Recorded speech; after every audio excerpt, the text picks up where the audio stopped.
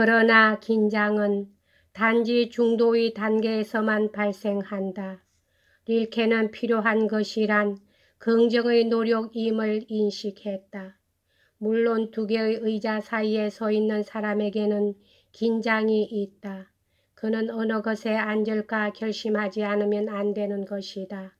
만일 그가 낮은 글상으로 결정한다면 로렌스가 그러했듯이 그는 거기에 앉아야 한다.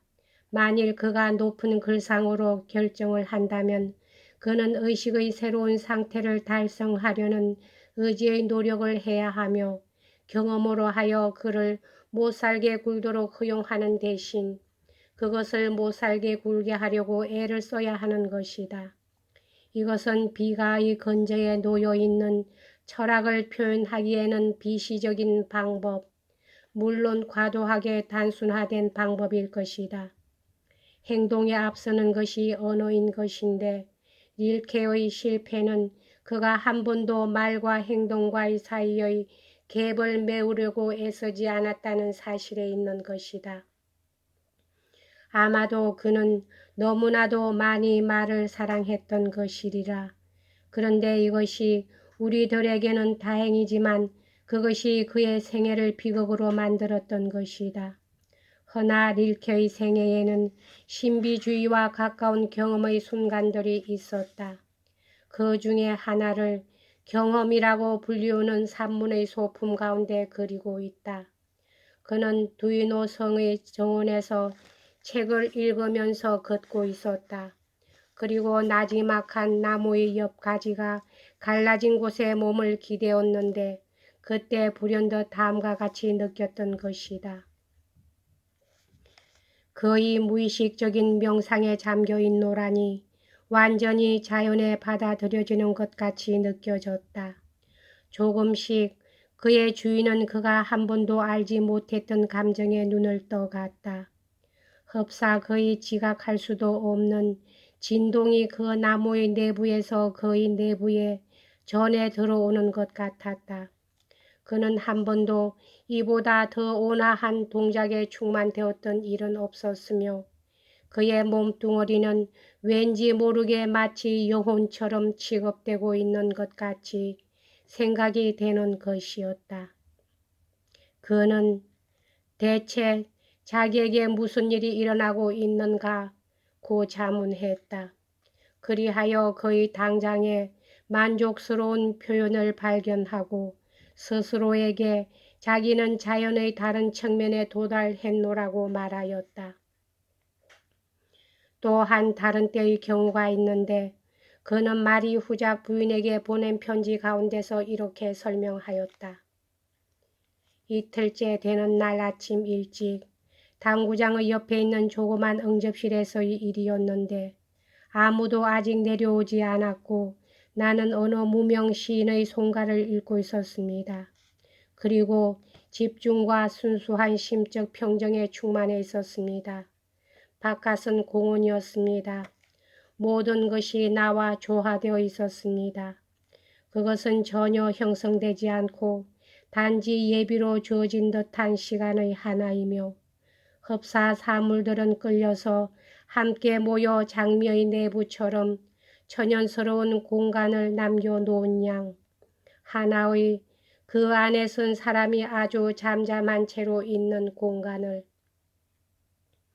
이 제2의 경험은 일반적으로 통용되는 의미에서 신비적 경험은 아니다. 그 골자는 집중과 순수한 심적 평정에 충만해 있었다는 구절이다.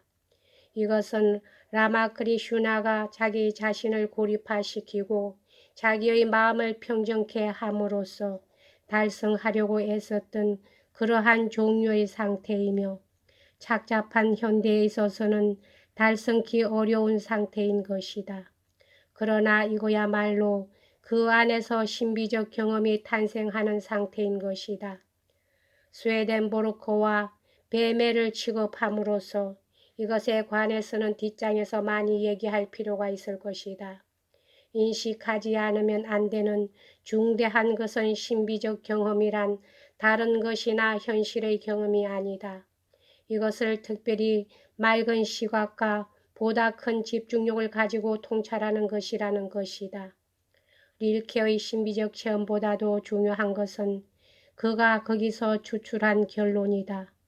그의 철학의 정수는 찬미라는 말에 집약되어 있다. 이 두 말 가운데에 릴케의 위대성의 본질이 송두리째 담겨 있다.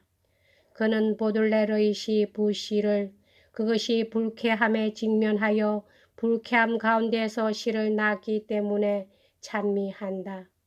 이 시는 보들레르가 산책 도중 길가에서 본 죽은 동물을 그린 것이다.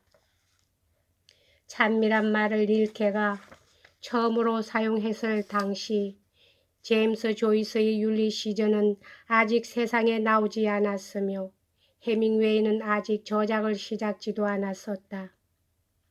그럼에도 이 말은 율리시저와 무기여 자리끄라의 위대성을 정의하고 있다. 율리시저에는 사소하고 불쾌한 일이 면밀히 그려져 있으며 이 책을 처음 대하는 독자는 이 책의 전반의 반발을 느끼기 마련이다. 밤거리의 장면에 이르러 이상한 힘이 흘러 들어와 문답 형식의 장에서 더 버린 시의 신감도가 전개됨에 따라 그 힘은 고조되어 드디어는 브론 부인이 지난날의 애인들을 꿈꾸면서 지구로 회신하여 태양의 둘레를 빙빙 돌 때 지상의 변화가 일어난다. 모든 생명을 시인하는 위대한 긍정. 그렇습니다. 나는 말했다. 그렇습니다. 하고 말고요. 그렇습니다. 릴켈 역시 이러한 철저한 긍정을 마음에 그릴 수 있었다. 오르포이스의 소네트의 오르포이스는 항상 그것을 하고 있었다.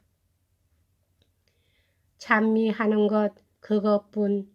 찬미하고 짜내는 자로서 무언의 광산에서 광석과도 같이 가슴에 지닌 채 찾아왔거늘 오 달리지 않은 포도를 삶들을 위해 싸다니는 자여 광택 없는 것 때문에 그의 목청 메마를 수 없어라. 그러나 릴케는 자기 자신에 대해 이렇게 자랑스럽게 말할 수는 없었다. 광택 없는 것 때문에 목청은 이따금씩 그를 배반했다. 초기의 예이츠와 같이 그는 평생을 두고 추악함과 비참함을 증오하고 그것에서부터 얼굴을 돌렸다. 조이스의 그 유약한 산문은 현실의 최악면을 표착하는 데 적합한 도구일 수 없었다. 그러니 조이스가 율리시저에서 행한 모든 것을 서정시가 해낼 수는 더욱 없는 것이었다. 여기까지 하겠습니다.